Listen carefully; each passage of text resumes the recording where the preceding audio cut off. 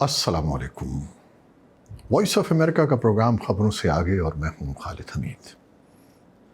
नाज़रीन, जैसा कि आप खबरों में देख रहे हैं कि इसराइल के वज़ीर आज़म बेंजामिन नेतन्याहू ने अमरीकी दारुल-हुकूमत वाशिंगटन का दौरा किया और अमरीकी कांग्रेस से खिताब किया। उनके इस दौरे के दौरान वाशिंगटन डीसी में फ़लस्तीनियों के हामी सैकड़ों यहूदी मुज़ाहिरीन ने मंगल को कैपिटल हिल में एहतजाज करते हुए गज़ा जंगबंदी का मुतालबा किया। इस मौके पर मुज़ाहिरीन ने पोस्टर्स थाम रखे थे जिन पर तहरीर था कि इसराइल को हथियार फराहम करना बंद करो। पुलिस ने मुतादिद मुज़ाहिरीन को गिरफ्तार भी किया, जबकि हज़ारों मुज़ाहिरीन गज़ा जंग और उससे होने वाले इंसानी बहरान की मज़म्मत के लिए दारुल-हुकूमत में मौजूद थे। इसराइली वज़ीर आज़म बेंजामिन नेतन्याहू ने बुध 24 जुलाई को अमरीकी कांग्रेस से अपने एक सख्त खिताब में गज़ा में जारी इसराइल की जंग का दिफा किया और उन अमरीकी मुज़ाहिरीन के एहतजाज की मज़म्मत की जिसकी वजह से मुतअद्दिद मुमताज़ डेमोक्रेटिक कानून साज़ों ने इस इजलास का बॉयकॉट किया। गज़ा में जंग के 9 माह बाद नेतन्याहू ने मुकम्मल फतह तक जंग जारी रखने का अज़्म ज़ाहिर किया। उन्होंने हमास और ईरान के हिमायत याफ्ता दीगर मुसल्लह ग्रुपों के ख़िलाफ़ अपने मुल्क की लड़ाई में अमरीका की हिमायत को तक़वियत देने की भी कोशिश की। उन्होंने अमरीका में जंग के ख़िलाफ़ वसी पैमाने पर मुखालिफत की तलख़ी के साथ शदीद मसम्मत की।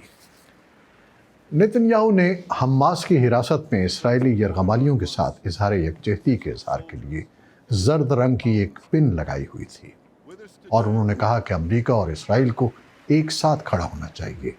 उन्होंने कहा कि जब हम एक साथ खड़े होते हैं तो दरहकीकत सब कुछ आसान हो जाता है, हम जीत जाते हैं, वो हार जाते हैं।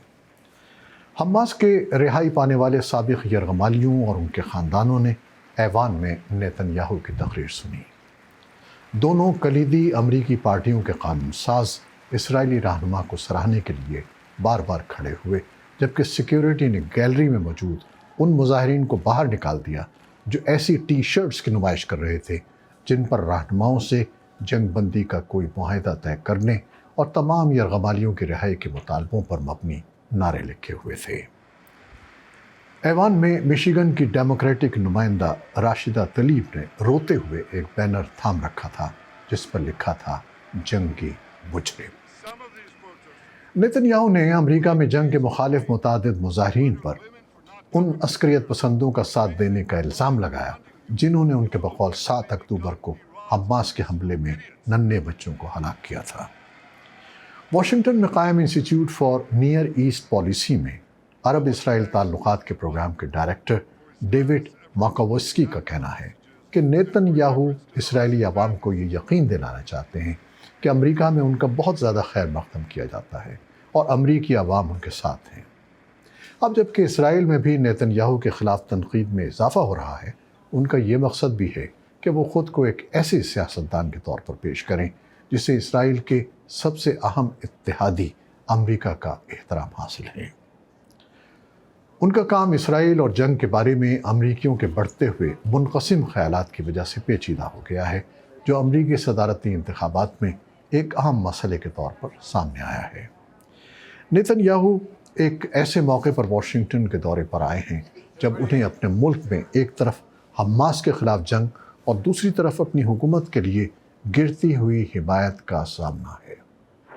इसराइल के बेशतर लोग उन्हें 7 अक्टूबर का हमला रोकने में नाकामी का ज़िम्मेदार समझते हैं और वो गज़ा में जंग से निमटने के उनके तरीक़े से भी इत्तेफाक नहीं करते। इसराइल में उनके ख़िलाफ़ बड़े पैमाने पर मुज़ाहरे हो चुके हैं और उनसे इस्तीफ़े का मुतालबा किया जाता रहा है। इसराइल के 500 मुसन्निफ़ीन, स्कॉलर्स और अवामी शख्सियात ने कांग्रेस को लिखे गए अपने मुश्तरका ख़त में नेतन्याहू को दावत देने पर मायूसी का इज़हार किया है। उनका कहना है कि वो इस प्लेटफार्म को अपनी गुमराहकुन पॉलिसियाँ आगे बढ़ाने के लिए इस्तेमाल करेंगे। ख़त में लिखा गया है कि नेतन्याहू का वाहिद मफाद अपनी ताकत बचाने में है। क्या अमरीकी कांग्रेस एक ऐसे वक्त में अपने फ़ायदे के लिए जोड़ तोड़ करने वाली क़यादत की हिमायत करना चाहेगी?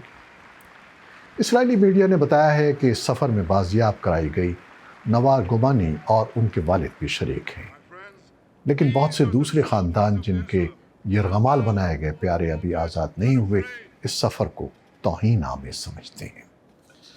تو ناظرین، یہ تھا اس دورے کا مختصر سا احوال جس میں احتجاج بھی ہوا اور سینکڑوں یہودیوں نے فلسطینیوں سے اظہار یکجہتی بھی کیا۔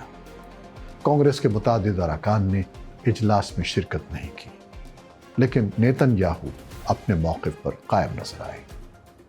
آپ اس صورتحال کو کیسے دیکھتے ہیں؟ کمنٹس میں اپنی رائے دیجیے گا، منتظر رہیں گے۔ خدا حافظ۔